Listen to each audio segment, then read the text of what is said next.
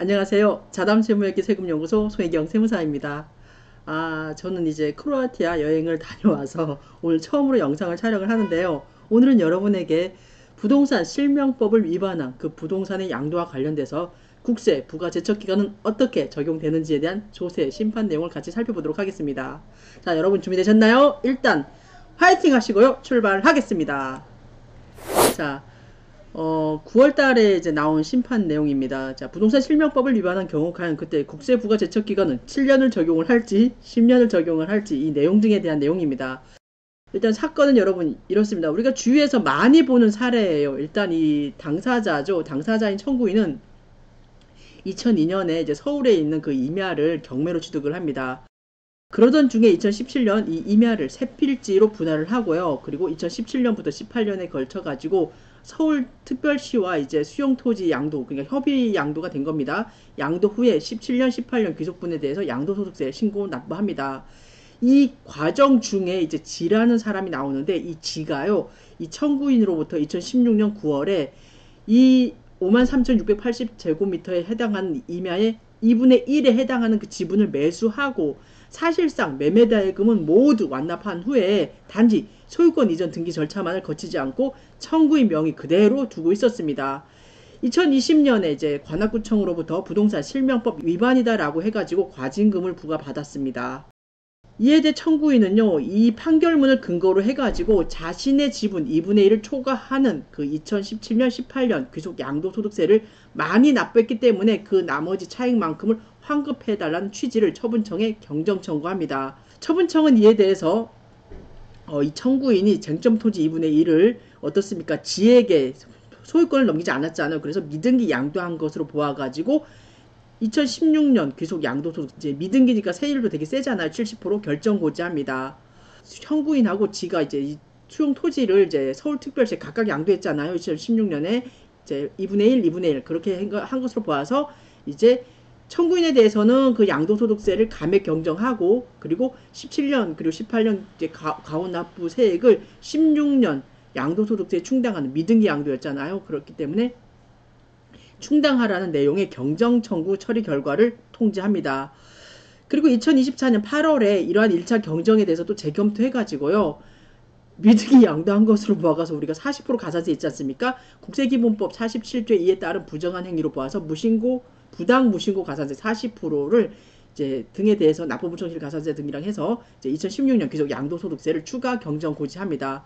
그리고 지에 대해서 과세 관할권을 갖고 있던 강동 세무서장은요, 지에 대한 양도소득세 조사 결과에 따라서 청구인이 과오 납부한 세액을 기납부 세액으로 해서 지의 귀속에 해당하는 2분의 1에 대한 그 토지 지분 명의신탁자인 지에게 17년, 18년 귀속 양도소득세 서울시에 이제 수용이 됐잖아요. 그 양도소득을 경정 고지한 건입니다. 2024년 11월에요. 11월 8일에 이제 청구인은 이제 2016년 귀속되는 양도소득세 17년 그리고 18년 2분의 1에 대해서 양도소득 각각 경정 고지했는데 이제 처분청이 경정 고지한 거죠. 이에 대해서 청구인이 이제 불복을 해서 심판 청구를 제기한 건입니다. 여러 사건이 끼어 있는 거예요. 제일 처음에 이 청구인이 그 서울특별시 관악구에 있는 임야를 경매로 취득을 해서 보유하고 있다가 이제 중간에 그 이후에 세 필지로 분할을 합니다. 그리고 나서 그 지라는 사람한테 2분의 1을 이제 넘기고 돈은 다 받았는데 소유권은 이제 넘겨주지 않고 등기부상 소유권은 그대로 본인 청구인이 갖고 있다가 나중에 이제 관악구청으로부터 이 지가 부동산 실명법 위반이라고 해가지고 과징금을 부과받고 그러면서 세금 문제도 굉장히 복잡하게 실타래처럼 얽히고 설킨 사연입니다. 첫 번째 실타래처럼 얽히고 설킨 사연은요. 2016, 17년, 18년 어떻습니까? 원래는 청구인하고 이 지하고 2분의 1, 2분의 1 각각 수용이 돼가지고 수용 협의 매수가 된 거잖아요. 그래가지고 각각 이게 양도소득세를 절차대로 진행을 했으면 상관이 없는데 이 지가 실명법 위반이 된 겁니다. 그러므로 인해서 이 청구인은 미등기 전매가 된 거잖아요. 미등기 전매에 따른 추가적으로 양도소득세 굉장히 고율의 세금을 부과받게 되고 어떻습니까? 부당과소 신고 있잖아요. 그 40%짜리 그 가산세까지 두들겨 맞습니다. 그리고 지는 어떻습니까? 실명법 위반으로 과징금이 부과가 되고 이렇게 굉장히 복잡다기한 사안이 이제 이렇게 이제 섞여서 굴러간 사안이다 보니까 우리 주위에서도 이런 건이 많이 있습니다. 저도 최근에 저희 이제 아는 거래처에 그 아시는 분의 이러한 사연을 이제 제가 접한 사안이 있어가지고 오늘은 이 사연을 여러분에게 어떻게 과연 이때 부동산 실명법을 위반한 이 양도에 대해서는 어떻게 국세 부가 제척 기간은 어떻게 적용되는지, 그리고 청구인이 어떻습니까? 원래 지라는 사람이 냈어야 될 그 세금을 이 청구인이 냈거든요. 이렇게 청구인이 낸 세금이 과연 어떻게 결정이 되는지, 어떻게 귀속이 되는지 그 여부를 검토해 드리도록 하겠습니다. 첫 번째, 쟁점 토지 지분 2분의 1을 미등기 양도한 것으로 보아서 10년의 부가 제척 기간을 적용한 것이 과연 합당한지 여부입니다. 자, 우리 청구인 어떻습니까? 이게 단순 이제 무신고라고 해가지고 7년이 지났다라고 해가지고 이 부가 처분을 위반하다라고 주장을 합니다. 하지만 이 판결문에서가요, 그 매매계약서를 작성하고 이제 매매대금을 지로부터 수령해서 지는 사실상 소유권자가 맞습니다. 그런데 소유권 이전 등기 절차를 이행하지 않고 청구인 명의 그대로 유지했습니다. 이에 대해서 어떻습니까? 지에 대해서는 부동산 실명법 제3조 1항을 위반했다는 이유로 어떻습니까? 관악구청장이 이제 과징금을 부과했잖아요. 그리고 이 청구인이 뒤늦게 이제 제출한 그 증빙 자료는 이제 과징금 부과 처분 그 취소 소송에는 제기되지 않았고 어떻습니까? 과적에서가 이제 최초로 제출되었고 이제 그렇습니다. 항변을 했던 거죠. 원래는 과징금 부과 처분 취소 소송에서 어떻습니까? 청구인도 이제 어떻게 보면 이제 참고인이라 그래야 되나요? 이해관계인이잖아요. 그렇기 때문에 그때 제출됐어야 될 그런 서류들이 뒤늦게 과적에서가 제출이 되었고 그래서 신뢰를 할 수 없다는 겁니다.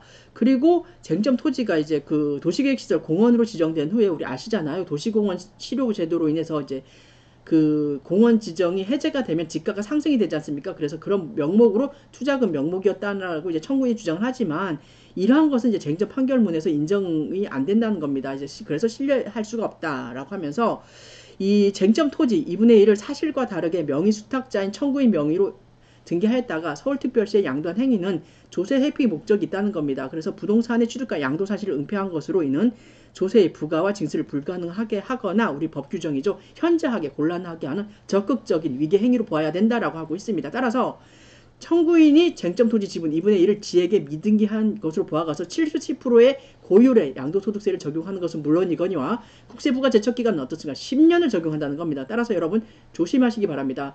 우리 주위에 굉장히 많이 있어요. 이제 어떻습니까?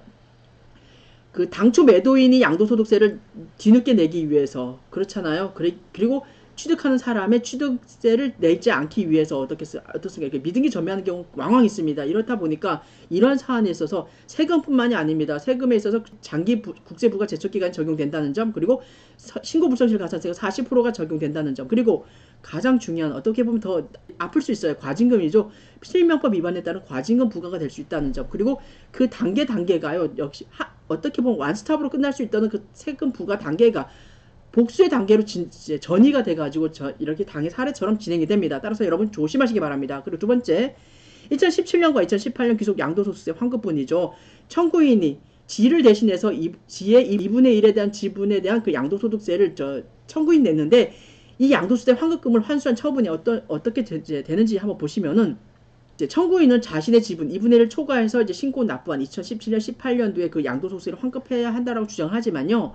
청구인과 지 사이에는 2분의 1 지분에 대해서 명의신탁 관계가 인정된다는 겁니다. 그리고 청구인이 수령한 그 수용보상금에서 실질적으로 이 수용토지와 관련된 그 돈을 받은 거에서 양도소득세를 제외한 나머지 금액만을 이제 청구인 지에게 지급이 됐습니다. 그리고 지가 이제 서울특별시에게 이제 어떻습니까? 관악구청장에게 미등기 양도한 행위는 부동산 취득과 양도 사실을 은폐한 것으로 실질 귀속자인 명의신탁자, 즉 어떻습니까? 지가 양도소득세를 납부해야 된다. 그리고 청구인이 이제 자신의 지분 2분의 1을 초과해서 17년, 18년 귀속 양도소득세를 신고 납부한 그 돈은요.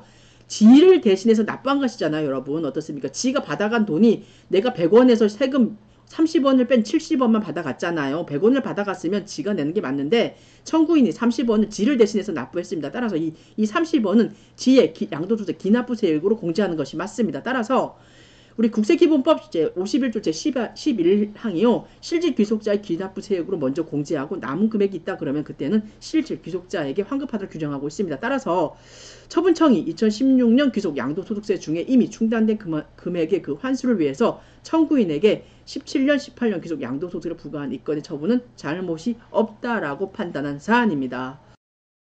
여러분 이런 사안 굉장히 많이 본다고 계속 제가 중간중간 계속 얘기하고 있잖아요. 그러니까 여러분 조심하시기 바랍니다. 미등기 전매 절대 하시면 안 됩니다. 세율이 70%인 건 좋아요. 그런데 중간에 끼는 거 여러분 보셨죠? 부동산 실명법 위반에 따른 그 과징금 부과가 엄청납니다. 제가 이제 뭐 30% 40%까지 적용된다는 거를 제가 얼핏 들은 것 같기도 하는데 제가 송대문 세무사한테 물어봤거든요. 그래서 그 송 세무사가 약간 얘기를 해주더라고요. 그래서 이게 굉장히 큰 사안이에요. 여러분 배보다 배꼽이 더 큽니다. 세금을 탈세를 이제 고의적으로 하시는 분은 분명 없을 거예요. 어떻게 하다 보니까 사안이 이제 상황에 따라서 그렇게 끌려가는 경우도 있고 하다 보니까 그렇게 되는 경우가 있어요. 우리가 살다 보니까. 하지만 여러분 반드시 징검다리도 두들겨 보고 건너셔야 됩니다. 따라서 우리가 사는 인생에서는요, 여러분 정말 정직하게 사셔야 됩니다. 그렇기 때문에 이러한 미등기 전매 절대 하시면 안 됩니다. 여러분 제가 오늘 한 번 더 높아심에서 말씀드리도록 하겠습니다. 자, 부동산 실명법을 위반한 경우 과연 그때 국세 부가 제척기간 어떻게 됐는지 어떻게 된다? 10년 적용됩니다. 그리고 부당 무신고 가산세 40%까지 적용된다. 그리고 가외로 부동산 실명법 위반에 따른 과징금이 부과된다는 사항까지 오늘 알려드렸습니다. 이상 자담세무회계 세금연구소 송혜경 세무사였습니다.